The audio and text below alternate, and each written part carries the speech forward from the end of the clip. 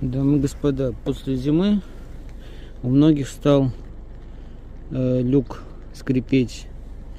Значит, покупаем вот такую смазку, силиконовая смазка Феликс для резиночек, и промазываем вот тут люк и вот тут вот по пазу, где он сдвигается до конца.